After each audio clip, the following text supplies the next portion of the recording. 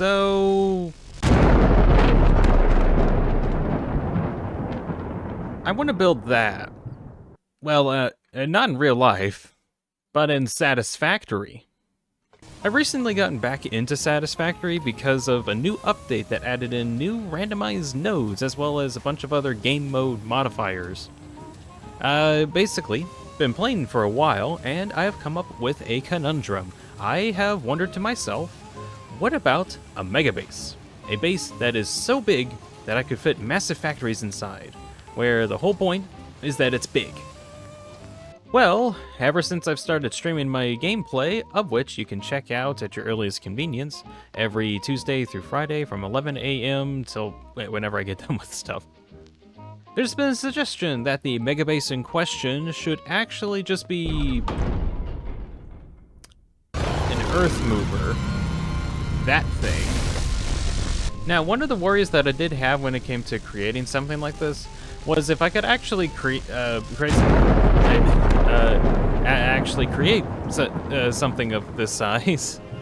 Well, I did do some calculations and actually made like a little prototype here, so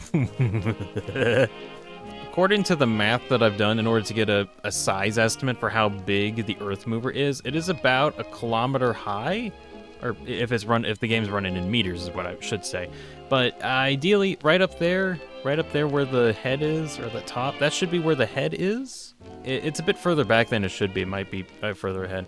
But that's like an idea of how large this thing is going to be when I get the base built.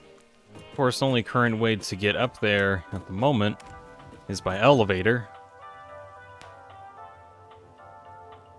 I'll come up with a better method eventually.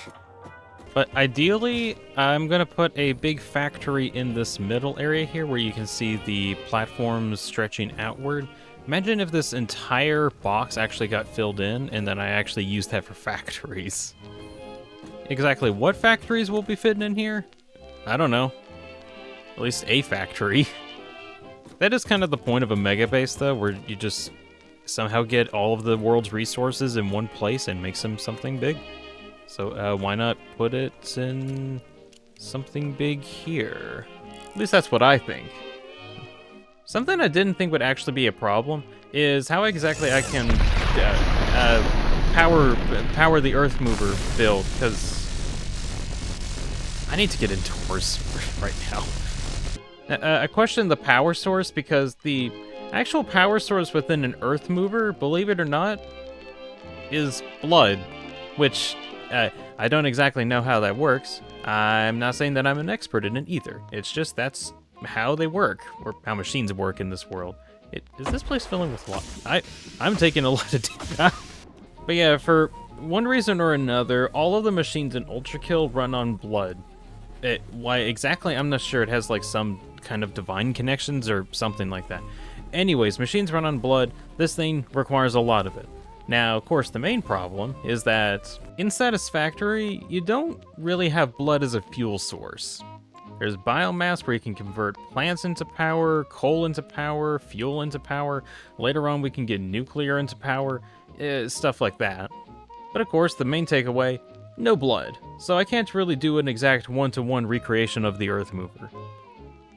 That was until someone gave me a really stupid idea that I very hate.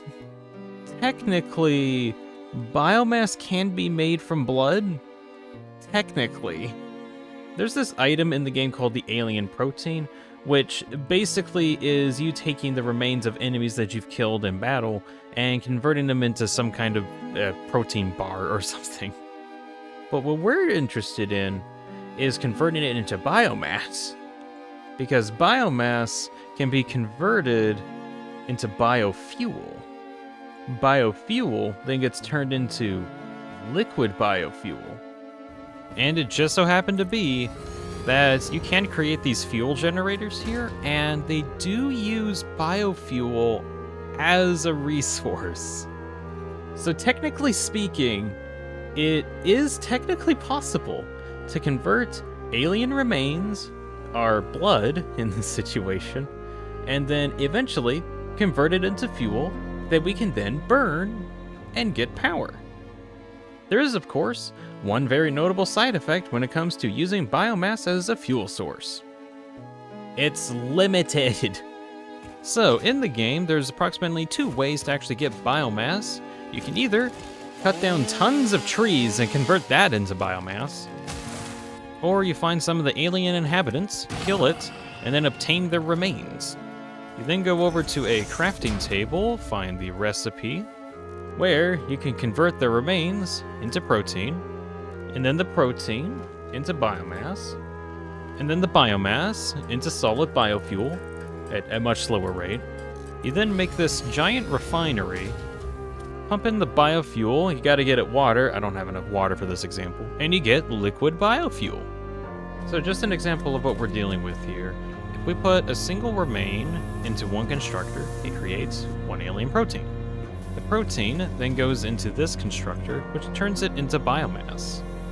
All that biomass will then be transported over to this constructor, which then slowly over time turns it into solid biofuel, which then, as the biofuel is being created, gets sent into this refinery, which is then combined with water in order to make a liquid biofuel.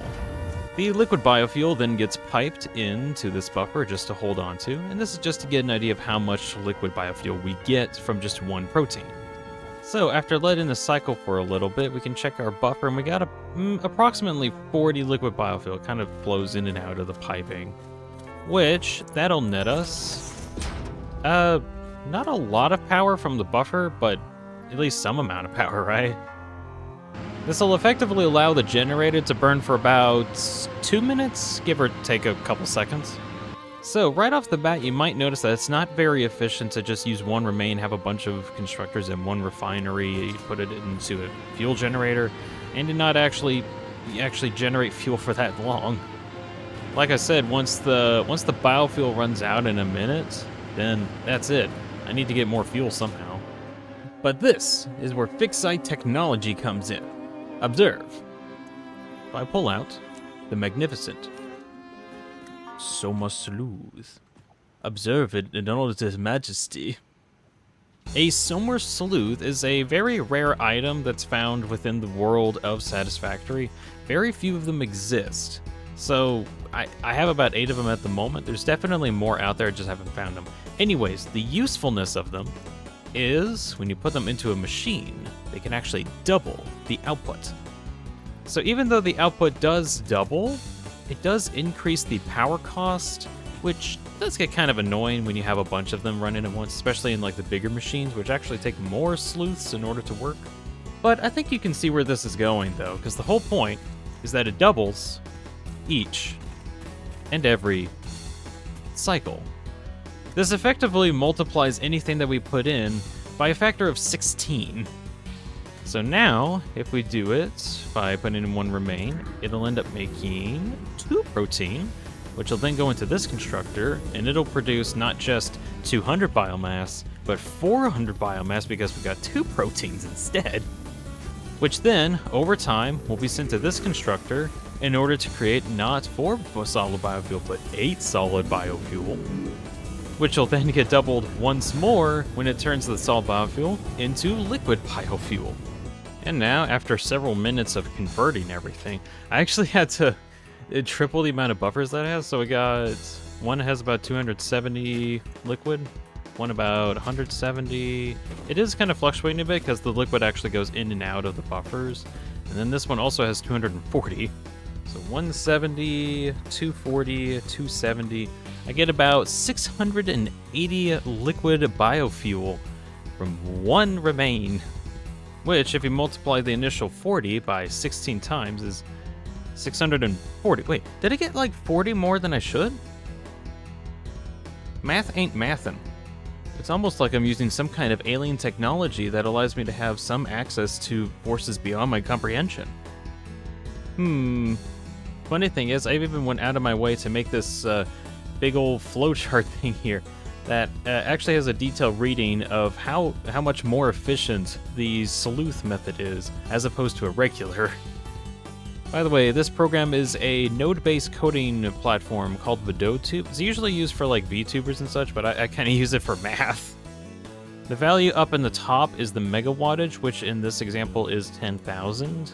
And here we can even see the amount of fuel generators we'll need in order to reach that, which is about 40. And if I overclock them, so I can use shards, about 16. I'm going to need 800 biofuel a minute, which I will need about 13 1/3 refineries, which requires me to fuel it with 1,000 solid biofuel a minute, which requires me to make about 16 2/3 constructors a minute, which requires 1,500 biomass a minute, which it takes about 1 constructor in order to output. And then I need to get about 15 proteins a minute, which just is like alien proteins. The math actually comes out where I only get about 666 megawatts per remains per minute. And then if we multiply one more time, we can see I need 900 alien remains per hour in order to keep it up per hour. Frankly, I don't feel like killing like 900 things an hour. That sounds like a lot of work. Which is exactly why I developed the Sloop method. We give it the same wattage, the same generators, the same liquid biofuel output required, but at the refinery state, we sleuth it. And we actually only need about 6 2/3 refineries as opposed to 13 1/3 refineries.